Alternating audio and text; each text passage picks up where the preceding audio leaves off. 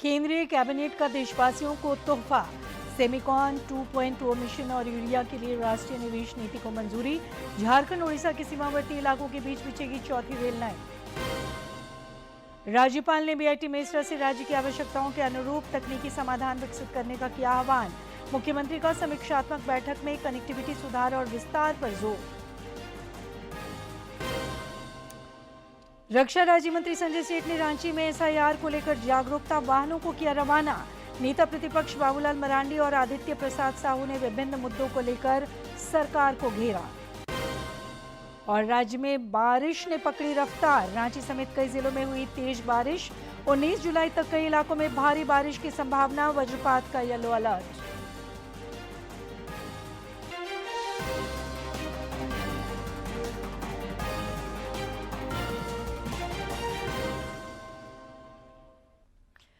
नमस्कार, खबरें झारखंड में आपका स्वागत है। खबरों के साथ मैं हूं सरोज झा और अब खबरें विस्तार से।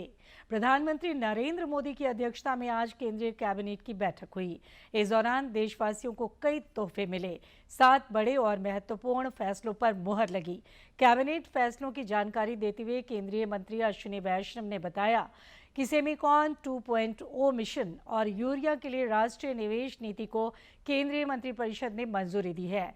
कैबिनेट ने ओडिशा और झारखंड के 4 जिलों में 2 मल्टी ट्रैकिंग प्रोजेक्ट्स को मंजूरी दी है, जिनसे भारतीय रेलवे का नेटवर्क लगभग 145 किलोमीटर तक बढ़ जाएगा। डांगो आपोसी राज खरसावां के बीच चौथी रेल लाइन बिछेगी। केंद्रीय कैबिनेट ने इसके अलावा मोबाइल फोन विनिर्माण योजना के लिए 62,500 करोड़ रुपए प्रावधान संबंधी प्रस्ताव पर भी सहमति जताई है। वाराणसी में एलिवेटेड कॉरिडोर निर्माण को भी मंजूरी प्रदान की गई।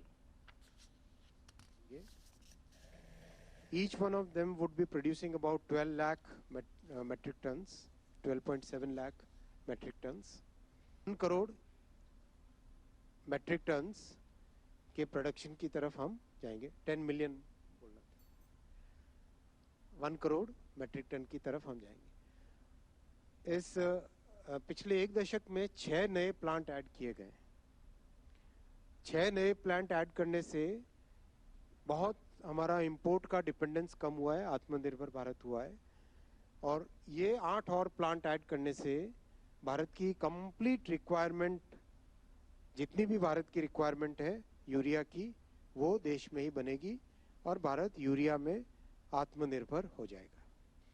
नेक्स्ट आज का जो फैसला हुआ वो है mobile phone manufacturing scheme, MPMS, mobile phone manufacturing scheme. इसमें 62,500 करोड़ रुपीस का लेआउट हुआ है। आप सब जानते हैं कि इन 10 वर्षों में एक मैसिव चेंज आया है इलेक्ट्रॉनिक्स मैन्युफैक्चरिंग में। 7 गुना मैन्युफैक्चरिंग बढ़ी, प्रोडक्शन बढ़ा और 11 गुना एक्सपोर्ट बढ़ा 2014 के कंपैरिजन में। और भारत जो मोबाइल फोन इंपोर्टर था, आज नेट एक्सपोर्टर बन गया है और सेकंड लार्जेस्ट मैन्युफैक्चरर बन गया है भारत मोबाइल फोन का। और मोबाइल फोन इंडस्ट्री एक ऐसी इंडस्ट्री है जो इतने छोटे से डिवाइस के अंदर बड़े कंप्यूटर सेंटर, डेटा सेंटर जितनी ताकत उसको लानी है, यानी हर चीज को एकदम प्रिसीजन के साथ मैन्युफैक्चर करना पड़ता है। तो ये एक ऐसी इंडस्ट्री है जो कई इंडस्ट्रीज को ड्राइव करती है। मुख्यमंत्री हेमंत सोरेन ने आज रांची में पथ निर्माण विभाग के कार्यों की उच्च स्तरीय समीक्षा की। इस दौरान उन्होंने योजनाओं की प्रगति का जायजा लेते हुए कनेक्टिविटी सुधार और विस्तार पर बल दिया ताकि नागरिकों को आवागमन में सहूलियत हो।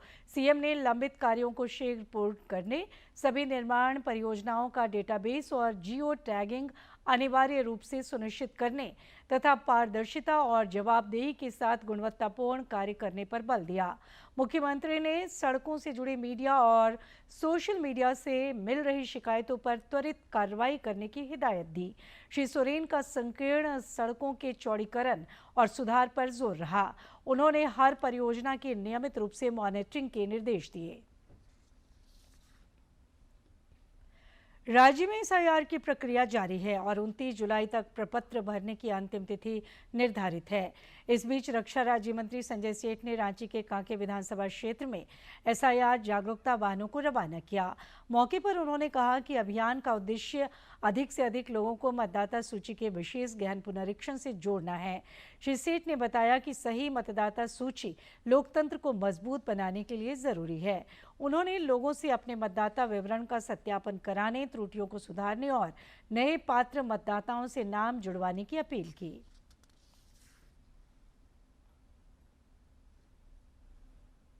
के माध्यम से कि अभी प्रतिशत कम है, जिसका परिणाम है कि लोग के बीच जागरूकता की हो सकता कमी हो। तो इसके गली गली मोहल्ला मोहल्ला जाकर लोगों को जागरूक करना कि भाई आप गणना फॉर्म जरूर भरें, और यह गणना फॉर्म है तभी आपका वोटर लिस्ट में नाम आएगा, क्योंकि बहुत ज़रूरी है। अब SIR 1 महीना 29 जुलाई को समाप्त हो रहा है। ऐसा कोई व्यक्ति नहीं छूटना चाहिए जिसका गणना फॉर्म नहीं भरा हो।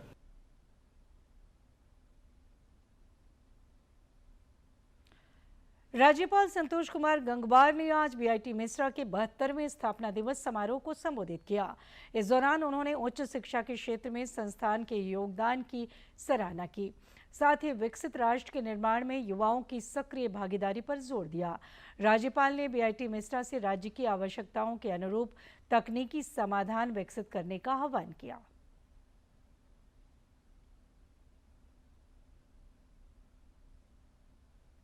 दिवस समारोह धूमधाम से आयोजित किया गया।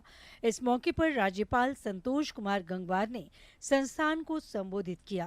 अपने संबोधन में राज्यपाल ने कहा कि 7 दशकों से अधिक की अपनी गौरवशाली यात्रा में BIT मिश्रा ने गुणवत्तापूर्ण शिक्षा, अनुसंधान और तकनीकी उत्कृष्टता के क्षेत्र में देश विदेश में अपनी एक विशिष्ट पहचान बनाई है। मैं अपेक्षा करता हूं कि BIT मिश्रा अपने वैज्ञानिक ज्ञान और तकनीकी क्षमता का उपयोग राज्य की स्थानीय आवश्यकताओं के अनुरूप समाधान विकसित करने की में अग्रणी भूमिका निभाएगा।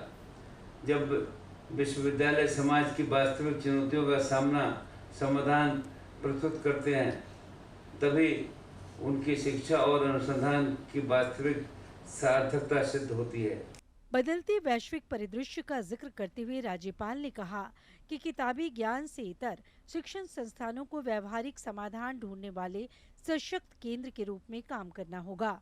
उन्होंने प्रधानमंत्री के नेतृत्व में चल रहे विकसित भारत, आत्मनिर्भर भारत और इंडिया AI मिशन जैसी पहलों को रेखांकित करते हुए कहा कि इसमें देश के तकनीकी संस्थानों की भूमिका अत्यंत महत्वपूर्ण है।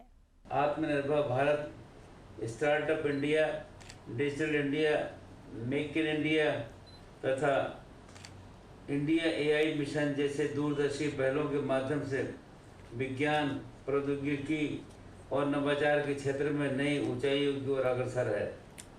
प्रधानमंत्री जी की निरंतर इस बात पर बल देते हैं कि भारत के युवा केवल नई तकनीकों के उपभोक्ता न बने, बल्कि उसके निर्माता और वैश्विक नेतृत्वकर्ता बने।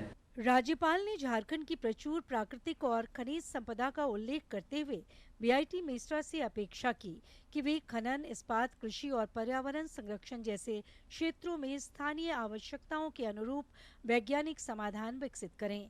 उन्होंने विद्यार्थियों को सफलता के लिए तकनीकी दक्षता के साथ साथ अनुशासन, नैतिकता और सामाजिक संवेदनशीलता को भी अपनाने की सीख दी। DD न्यूज ब्यूरो से सूरज की रिपोर्ट। पलामू में वित्त मंत्री राधाकृष्ण किशोर ने IDBI बैंक के CSR फंड से 10 दिव्यांगों को ट्राई स्कूटी वितरित की। मौके पर उन्होंने कहा, वित्त मंत्री ने झारखंड में बैंकों के CD रेशियो बढ़ाने पर जोर देते हुए कहा कि इससे राज्य के विकास को गति मिलेगी। उन्होंने बताया कि अब बैंकों और बड़ी कंपनियों को अपने CSR फंड के खर्च का पूरा हिसाब देना होगा। राज्य के जितने भी बड़ी बड़ी कंपनियां हैं जो CSR फंड उसको देना है, वो राज्य में CSR फंड के तहत कहाँ राशि खर्च कर रहे हैं, ये वित्त विभाग इनसे जानकारी प्राप्त कर रहा है, ताकि सरकार के संज्ञान में ये बात रहे कि अमुक कंपनी, चाहे वो टाटा हो, सेल हो, आयरन ओर के लिए जो भी कंपनीज हैं सारंडा के जंगल में, वो CSR भी उनको खर्च करना है, कहाँ कर रहे हैं, इस बात की जानकारी हमारी सरकार को होनी। नेता प्रतिपक्ष बाबूलाल मरांडी ने पश्चिमी सिंहभूम जिले के चाईबासा में प्रेस वार्ता कर जिला खनिज फाउंडेशन ट्रस्ट डीएमएफटी फंड के दुरुपयोग का आरोप लगाया। उन्होंने कहा कि खनन प्रभावित क्षेत्रों के विकास और वहां के लोगों के कल्याण के लिए आरक्षित इस राशि का सही ढंग से उपयोग नहीं किया जा रहा है।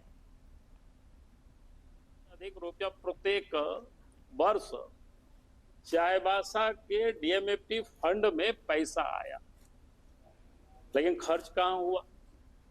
खर्च तो कर दिया सरकार ने, जो उसमें से भी जो दिखा रहा है खर्च कितना दिखा रहा है, 75.68% माने यूटिलाइजेशन हो गया। अब ये आप सब लोगों का भी काम है कि इसको कहाँ कहाँ यूटिलाइज किया। पहला काम क्या था कि जिन गांवों जो प्रभावित है, जहां लोग पहले प्रभावित होते हैं खदानों से, वहां के लोगों को शुद्ध पानी मिलना चाहिए था, उन गांवों की सड़कें बननी चाहिए थी, उन गांवों के विद्यालय ठीक होना चाहिए था, वहां के बीमार हो तो उनके इलाज की ठीक व्यवस्था होनी चाहिए थी।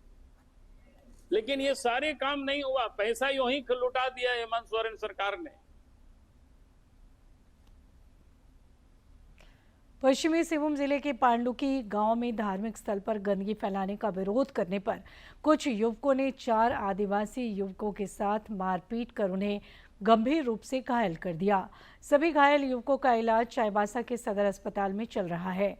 घटना की सूचना मिलते ही नेता प्रतिपक्ष बाबूलाल मरांडी, पूर्व मुख्यमंत्री मधु कोड़ा और पूर्व सांसद गीता कोड़ा के साथ सदर अस्पताल पहुंचे और घायलों का हालचाल जाना। नेता प्रतिपक्ष ने इस मामले में चाईबासा एसपी से बात कर आरोपियों के खिलाफ त्वरित और कड़ी कार्रवाई की मांग की है। स्थल पर इस प्रकार की कोई अपवित्र करेगा तो हर लोगों के सेंटीमेंट में जगता है, और फिर जो अपराध करते हैं उन लोगों को सरकार के पदाधिकारी लोग या वहां के विधायक को बचाते हैं, तो कोई कानूनी कार्रवाई नहीं होता है। हमने वहीं से एसपी से भी बात किया, उनको कहा है कि भाई इस पर एफआईआर होनी चाहिए, इस पर कार्रवाई होनी चाहिए। पहले भी लोगों ने घटना के बारे में लोगों ने दिखा था, लेकिन कार्रवाई नहीं किया।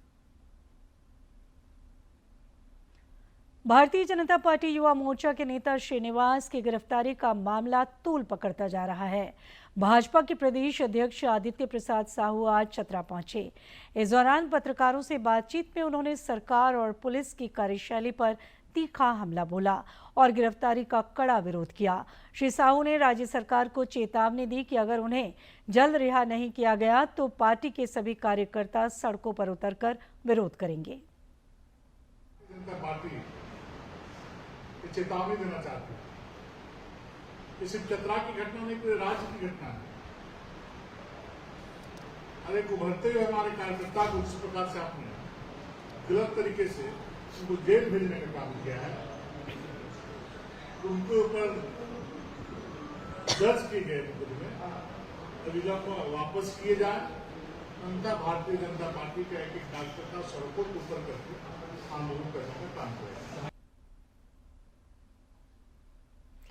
भाजपा प्रदेश अध्यक्ष आदित्य प्रसाद साहू ने चतरा दौरे के क्रम में आज बिराजपुर के सीआरपीएफ के दिवंगत जवान लक्ष्मण यादव और देलो गांव के रहने वाले सहदेव यादव के परिजनों से मुलाकात की।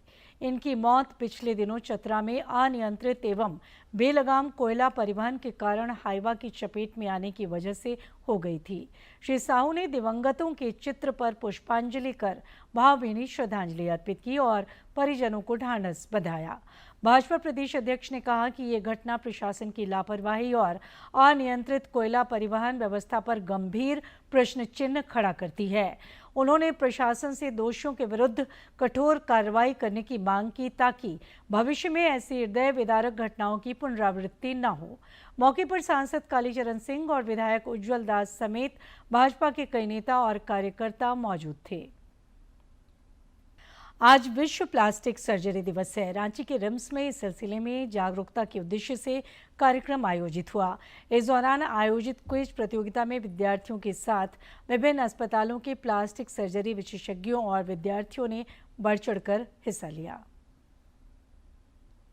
रिम्स स्थित प्लास्टिक सर्जरी विभाग में विश्व प्लास्टिक सर्जरी दिवस पर क्विज प्रतियोगिता हुई। इसमें 5 टीमों के साथ विभिन्न अस्पतालों से आए प्लास्टिक सर्जरी विशेषज्ञों ने भी भाग लिया। मौके पर विभाग के छात्र डॉक्टर शशांक शेखर ने कॉस्मेटिक सर्जरी के संबंध में जानकारी दी। इसी रीजन से कोई बर्न पेशेंट आ जाता है तो वैसे केस में फेशियल डिफॉर्मिटी हो जाता है, स्किन बर्न हो गया, उसके बाद कॉस्मेटिक इश्यूज होता है। तो वैसे केसेस में हमारा ये जो डिपार्टमेंट प्लास्टिक सर्जरीज, उसमें आप कॉस्मेटिक सर्जरी करा सकते हैं, जिससे पहले की तरह वापस से आप कॉस्मेसिस को, ब्यूटिफिकेशन को आप ला सकते हैं।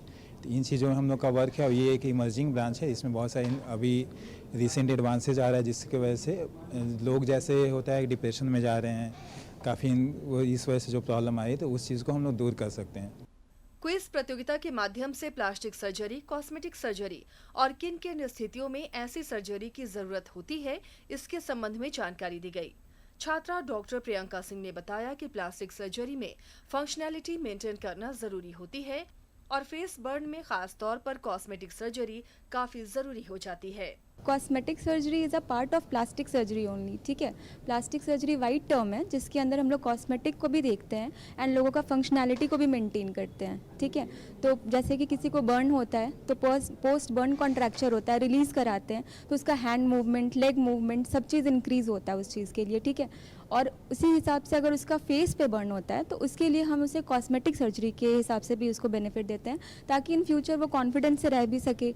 और वो लुक तो होता ही है ना कि लोगों को कहीं बाहर जाने के लिए, आने के लिए, कहीं भी जॉब करने के लिए, that is a part of their life. तो उसके लिए भी उन्हें कॉस्मेटिक सर्जरी का भी हेल्प हो जाता है एंड प्लास्टिक सर्जरी में फंक्शनैलिटी भी हम लोग मेंटेन करते हैं। जनरल सर्जरी विभाग की छात्रा डॉक्टर मुक्ता ने बताया कि आज के दौर में सेलिब्रिटी कॉस्मेटिक सर्जरी का चलन है, जिसकी ज्यादा जरूरत नहीं होती, लेकिन शरीर के प्रभावित हिस्से के उपचार के लिए कॉस्मेटिक सर्जरी जरूरी है। वहीं छात्रा डॉक्टर पूजा ने जागरूकता के उद्देश्य से इस तरह के कार्यक्रम को बेहतर पहल बताया।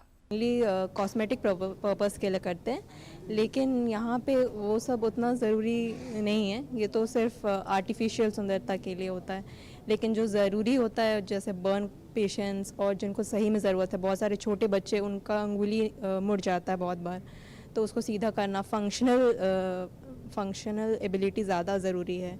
ये उत्सव इसलिए हम लोग मनाते हैं ताकि सारे लोगों में इसका अवेयरनेस हो, लोगों को पता चले कि प्लास्टिक सर्जरी सिर्फ फेस को अच्छे करने के लिए या फिर सुंदरता बढ़ाने के लिए नहीं होता है, बल्कि कुछ भी घाव या कुछ भी ऐसा जिसकी वजह से पेशेंट डिसेबल हो जाए, उसके लिए भी ये बहुत अच्छा चीज़ होता है। ऐसे जागरूकता कार्यक्रम चिकित्सा से जुड़े विद्यार्थियों के साथ साथ आम जनों को भी चिकित्सा पद्धति से परिचित कराने में कारगर साबित होते हैं। रांची से सहयोगी सौरभ कुमार के साथ प्रणय प्रबोध की रिपोर्ट। पूर्व मुख्यमंत्री रघुवर दास उत्तर प्रदेश के दौरे पर हैं। उन्होंने आज अयोध्या धाम में प्रभु श्री राम लला के दर्शन किए। उन्होंने इससे जुड़ी तस्वीर सोशल मीडिया पर साझा की है। श्री दास ने पूजा अर्चना कर देश और राज्य के विकास की मंगल कामना की।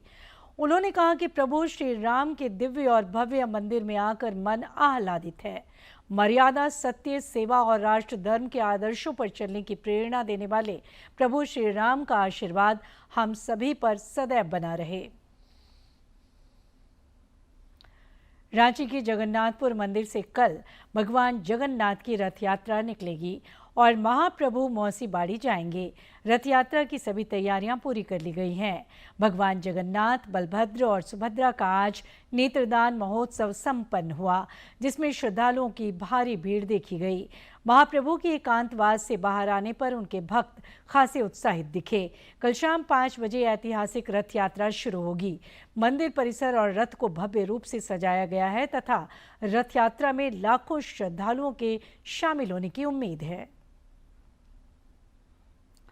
पूर्व मंत्री मन्नान मल्लिक आज सुपुर्दे खाक कर दिए गए। रांची स्थित एक अस्पताल में कल इलाज के दौरान उनका निधन हो गया था। धनबाद के वासेपुर स्थित शमशेर नगर कब्रिस्तान में पूरे राजकीय सम्मान के साथ उनका अंतिम संस्कार हुआ।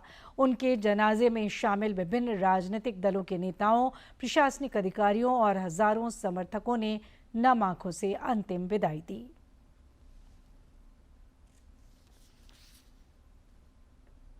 ऐसे इंसान जो धनबाद के एक सरजमी पे एक हस्ती थी, एक अनमोल हीरा था। कहा जाता है कि धनबाद ब्लैक हीरा माने काला हीरा, यकीन मानिए कि आज हमने उजला हीरा को खो दिया।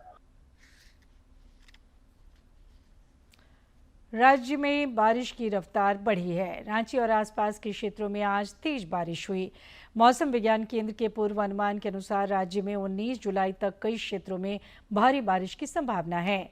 खूंटी में आज तेज बारिश को लेकर अलर्ट जारी किया गया। कल रामगढ़, बोकारो और धनबाद में कहीं कहीं भारी बारिश हो सकती है। 17 और 18 जुलाई को भी कई इलाकों में झमाझम बारिश के आसार हैं।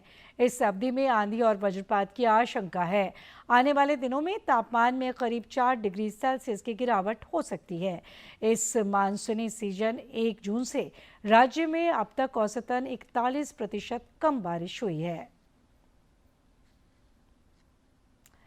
गौ सम्मान आह्वान अभियान के तहत पूरे देश सहित झारखंड में भी व्यापक स्तर पर हस्ताक्षर अभियान चलाया जा रहा है। इस अभियान का मुख्य उद्देश्य देश में गौ हत्या पर पूर्ण प्रतिबंध लगाने और गौ माता को राष्ट्र माता का दर्जा दिलाने के लिए मजबूत केंद्रीय कानून की मांग करना है। रांची में आयोजित प्रेस वार्ता के दौरान अभियान के झारखंड प्रभारी अभय आश्रय दास ने बताया कि 27 जुलाई को जिला प्रशासन को मांग पत्र सौंपने के बाद इस अभियान के दूसरे चरण की शुरुआत की जाएगी। भारत के सभी संतों द्वारा यह अभियान चलाया जा रहा है। कोई एक संत, एक समुदाय नहीं, सभी संत लोग मिलके गौ माता को बचाने के लिए कार्य कर रहे हैं। इसका प्रमुख उद्देश्य यही है कि संपूर्ण भारतवर्ष में गौ हत्या बंद हो, गौ माता को राष्ट्र माता का सम्मान मिले या उसके समान राष्ट्र आराध्या राष्ट्रीय देव का सम्मान मिले। तीसरा, गाय की रक्षा के लिए एक सेंट्रल लॉ बने। ये प्रमुख 3 मांगे हैं। खूंटी पुलिस ने तजना नदी पुल पर हुए दोहरे हत्याकांड की गुत्थी सुलझा ली है। प्रेम प्रसंग और आपसी रंजिश के कारण अंजाम दिए गए इस डबल मर्डर केस में पुलिस की विशेष जांच टीम ने त्वरित कार्रवाई करते हुए एक महिला समेत कुल 6 आरोपियों को गिरफ्तार किया है। पुलिस अधीक्षक ऋषभ गर्ग ने बताया कि हत्या में इस्तेमाल किए गए हथियारों और वाहनों को भी बरामद कर लिया गया है। गंभीरता को देखते हुए हम लोगों ने एक टीम का गठन किया जिसका नेतृत्व अनुमंडल पुलिस पदाधिकारी खूंटी कर रहे थे। उसमें हम लोगों ने त्वरित अनुसंधान करते हुए जो भी लोग इसमें संलिप्त थे उनकी अरेस्टिंग की है और उनके पास से मर्डर वेपन भी हम लोग को बरामद हुआ है। उनके निशानदेही के आधार पर हम लोगों को उनके द्वारा जो स्कॉर्पियो ब्लैक रंग की इन लोगों ने इस्तेमाल की थी उस घटना को अंजाम देने के लिए उसको भी हम लोगों ने बरामद किया है। प्रधानमंत्री नरेंद्र मोदी 26 जुलाई को मन की बात कार्यक्रम के माध्यम से देश विदेश के लोगों के साथ विचार साझा करेंगे। मन की बात कार्यक्रम के लिए 24 जुलाई तक टोल फ्री नंबर पर प्रेरक कहानियां, नवाचारी पहल या देशवासियों को प्रेरित करने वाले सुझाव दिए जा सकते हैं। प्रधानमंत्री का आकाशवाणी पर प्रसारित होने वाला ये मासिक लोकप्रिय कार्यक्रम कई जन आंदोलनों का वाहक भी बना है तथा हर महीने लोग इसका बेसब्री से इंतजार करते हैं। और अब जिलों की खबरों को देखते हैं फटाफट अंदाज में।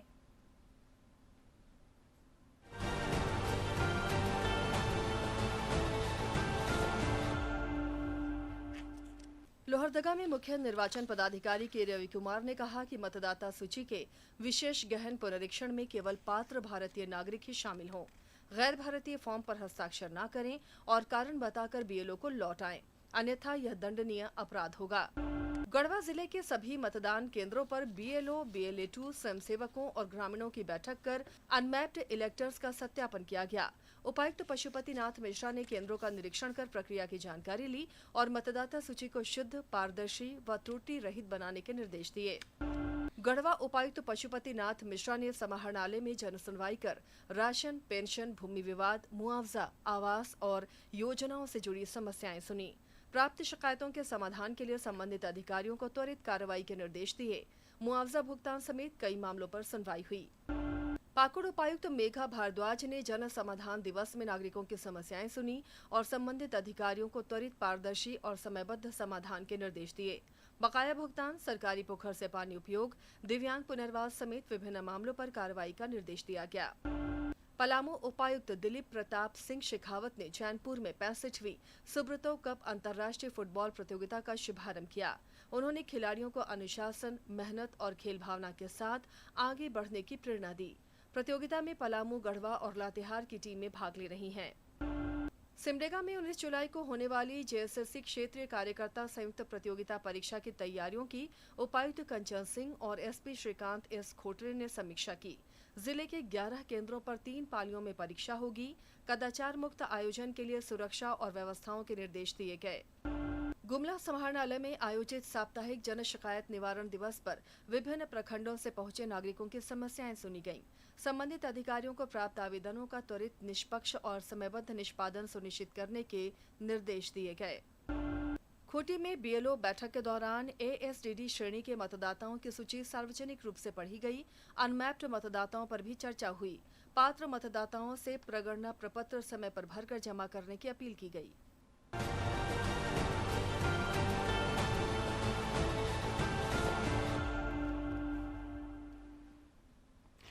पूर्व मुख्यमंत्री और भारतीय तीरंदाजी संघ के अध्यक्ष अर्जुन मुंडा से रांची स्थित आवास पर बोकारो जिला तीरंदाजी संघ के अध्यक्ष लंबोदर महतो ने शिष्टाचार मुलाकात की।